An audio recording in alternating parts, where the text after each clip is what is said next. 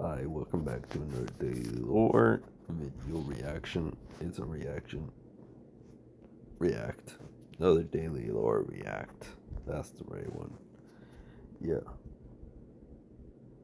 Today we're gonna watch this next one, and yeah, I don't know how much reaction I'm gonna do.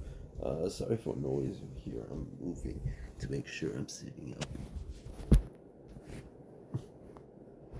And plus, remember, I have an earpiece in, so if you hear me, if you hear a lot of noise, and obviously that means I'm moving my earpiece because it's starting to fall out.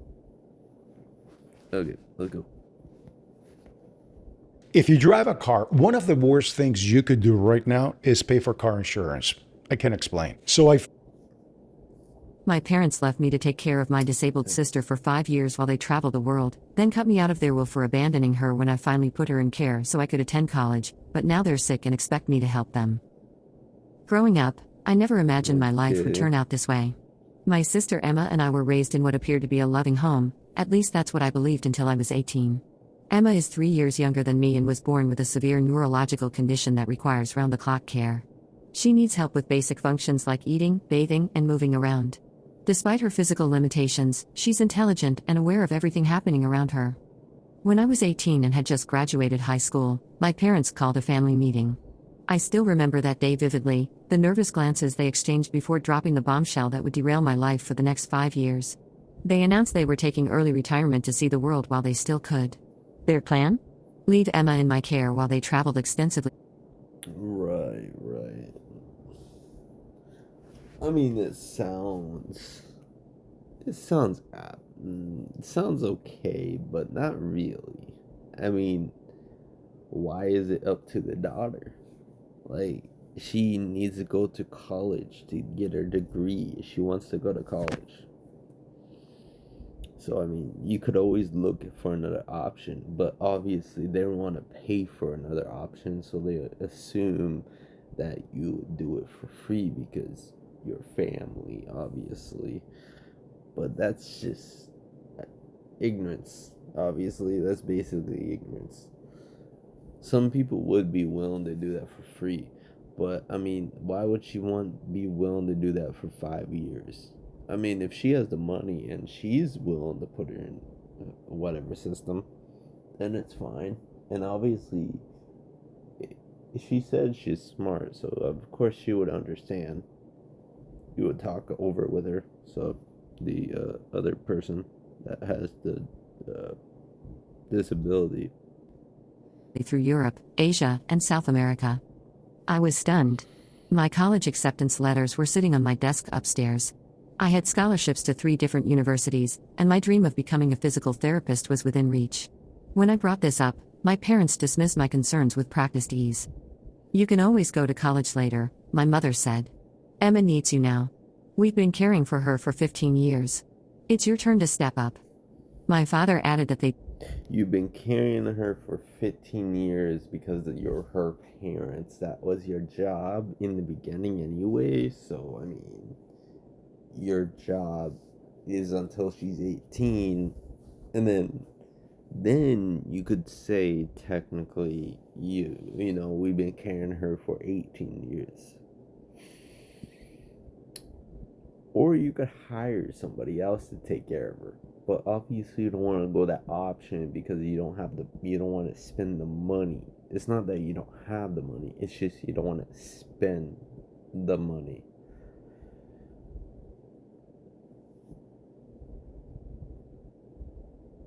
I don't like how people phrase things like what is it called, a nobility that they what is it called? Fuck yeah. Um, it's a noble thing that they took care of her for 15 years. No, that's the basic thing you need to do. You're their parents. She's still underage. She's minor, and now she has a disability. Yeah, no, just no. This argument makes no sense.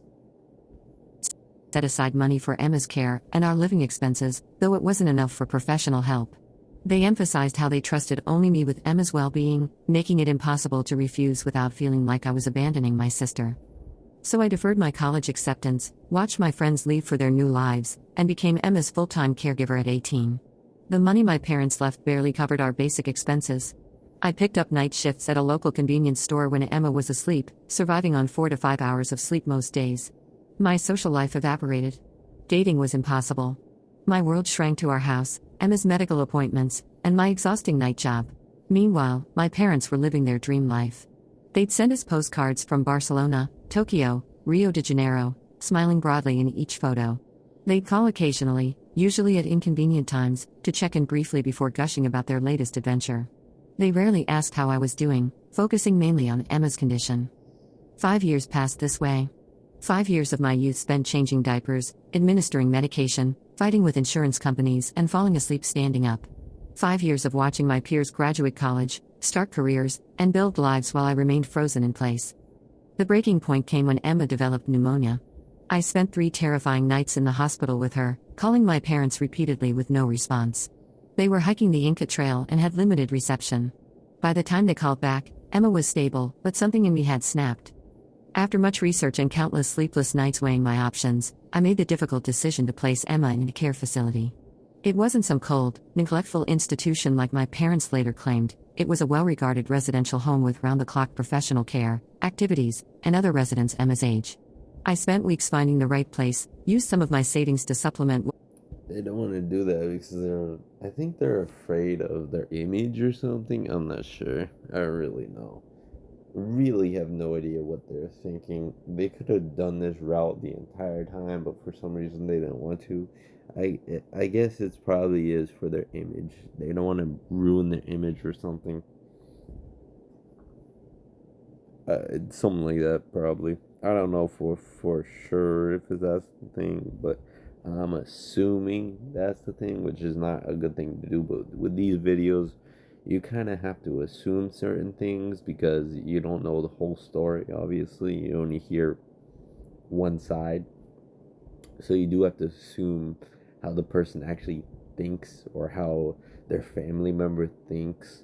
And I'm assuming that their parents are kind of cheap state, whatever the saying is, about their daughter. They want all the money for them so they could travel around the world for 5 years. Why would you need Why would you need to travel around the world for 5 years? That's excessive, honestly. I don't think it would take 5 years to travel around the world. Like, unless you want to stay in each place for like months on months. But they probably, if by traveling to multiple places for 5 years, then yeah, they had definitely had the money to put her inside of a care facility. Definitely had the money. They just didn't want to. Was left of my parents' money, and visited her daily. With Emma settled, I enrolled in community college classes, planning to transfer to university the following year. For the first time in 5 years, I could see a future for myself. When my parents returned from 5 years later, though, my God. I mean, good for you. I mean, you were 18, 19, 20, 21, 22, 23. She was 23. I mean, she's still pretty young, so it's fine. It's fine that she is going to college. Quote unquote late, but she's still in her early 20s, so it's not like it's a big deal. So yeah, it's fine, I guess. Like, you could go to college at any age, but if you really want to, like, impact the job sector or something like that, obviously you should do it earlier, unless you know some other circumstance or something like that happens, unless you're a fast learner or something. their extended vacation 3 months later, they were furious. They didn't thank me for 5 years of sacrifice. They didn't acknowledge the toll it had taken on me. Instead, they accused me of dumping Emma and selfishly pursuing my own interests. "We trusted you," my mother spat. "How could you betray your sister like this?" I tried explaining that Emma was receiving better care from professionals than I could provide alone, that she had friends now, activities, a community. I showed them how I visited her daily, how she was thriving. None of it mattered. They It, they don't care. Obviously, they don't care because obviously now it's actually costing them money, and now they look bad because you know they thought that you were doing it for free. Now they're spending money, something like that. I don't know. Let me hear why they're mad or whatever. in their eyes, I had failed my sacred duty. They moved Emma back home immediately and told me I was no longer welcome there. I was 23, had sacrificed my early adulthood for my family, and was suddenly homeless. I moved in with a coworker temporarily while finishing my semester. The final blow came 6 months later. My aunt called to tell me my parents had updated their will, cutting me out entirely. They're leaving everything to Emma's care trust, she explained uncomfortably. They said you abandoned her, so you don't deserve anything. I was hurt but not surprised. I focused on my education, worked multiple jobs, and eventually earned my degree in physical therapy. I built a life for myself, made friends, even started dating. Years passed with minimal contact with my parents. I still visited Emma when I could, though my parents made it difficult. 3 weeks ago, my phone rang with a number I didn't recognize. It was a social worker from the hospital. My parents had been in a serious car accident. My father had broken multiple bones and needed extensive rehabilitation. My mother had suffered a traumatic brain injury and would require ongoing care. The irony wasn't lost on me. They now needed the same kind of care they'd forced me to provide for Emma, then punished me for eventually seeking help with. The social worker explained that my parents had inadequate insurance. The money they'd set aside for Emma's care trust couldn't legally be used for them. They needed someone to make medical decisions, coordinate their care, and potentially provide financial assistance. My aunt called next, her voice tense. I know they hurt you, she said. But they're still your parents. They need you now. The requests started pouring in from extended family. After all they've done for you. The reason they're saying that is because they don't want to do it themselves. They don't want to do it, so they're asking the daughter. I don't understand why people do this. I really don't. Why do you don't want to do it, but you try to guilt somebody else in order to do something you don't want to do either. Like, why would they want to do it if you don't want to do it? One uncle remarked, apparently forgetting they'd done very little except derail my life for 5 years. Another cousin suggested I sell my condo to help pay for their care, not understanding I was still paying off student loans. The most stunning call came from my father's hospital room. His voice was weak but his message clear: we raised you better than this. You need to step up and take care of us. I sat in stunned silence, amazed at their continued entitlement after everything. They expected me to repeat the pattern, sacrifice my hard-earned stability to care for them, just as I'd sacrificed my youth to care for Emma. After careful consideration, I made my decision. I helped No, arrange for their medical care and appropriate rehabilitation facilities. obviously. Why would you take care of them yourself? Why would you impede your life just to take care of parents that didn't appreciate you taking care of your sister for free for 5 years, that halted your continuing study on the field you wanted to go to? Like, what? So, of course, you're gonna help them by not helping them. Just help them pay for an assistant, like the facility, basically. I visited them in the hospital and coordinated with social workers to ensure they had proper support. I even offered to help manage their finances to maximize their resources. But I refused to become their caregiver or financial provider. I refused to derail my life a second time. And I refused to accept the narrative that I was somehow failing them by maintaining these boundaries. My relatives are divided. Of course, you're not to blame. You're perfectly fine, honestly. It's just, it's so stupid. I don't. The only reason they're divided is because some people are So I believe some people believe that no matter what, they're your parents. No matter what they did, no matter what they're going to do, no matter if they wronged you or anything, they're still your parents. You should still do whatever it takes. Other people be like, some other people be like, yeah, you shouldn't allow people to walk over you like that, even if it is your parents. I am the latter. I don't I don't believe people, even if it is your parents, if they did wrong by you or something, then obviously they don't deserve anything from you unless they're trying to make up for it. That's something else. If they're trying to make up for it, that's a different story. Some understand my position, while others have labeled me heartless and ungrateful. My parents continue to guilt trip me during every hospital visit. Sometimes I question my decision, wondering if I'm being too harsh. Then I remember those 5 years, the youth I'll never get back, the opportunities lost, the casual way they discarded me when I finally tried to build a life for myself. I remember how they showed no gratitude for my sacrifice, only condemnation when I finally prioritized my own needs. I've learned that true family doesn't use love as a bargaining chip or care as a weapon. I've learned that helping others doesn't require destroying yourself.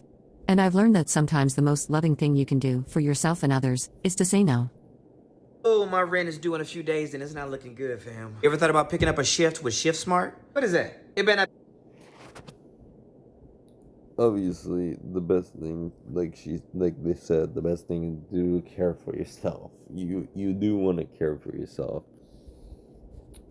If somebody wronged you or anything, obviously the best thing is to care for yourself. It's not to give in for to pretty much anybody. You don't want to just give in unless there's probably scenarios, of course. I can't speak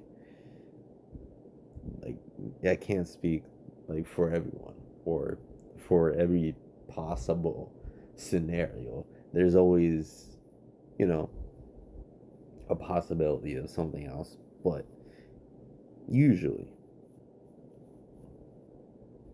you want to take care of yourself. Okay, that was my parents left me to take care of my disabled sister for 5 years while they traveled the world. And that was Dead Spy's Reddit story react. Have a good day, a good night, a good evening, and a good morning. Bye.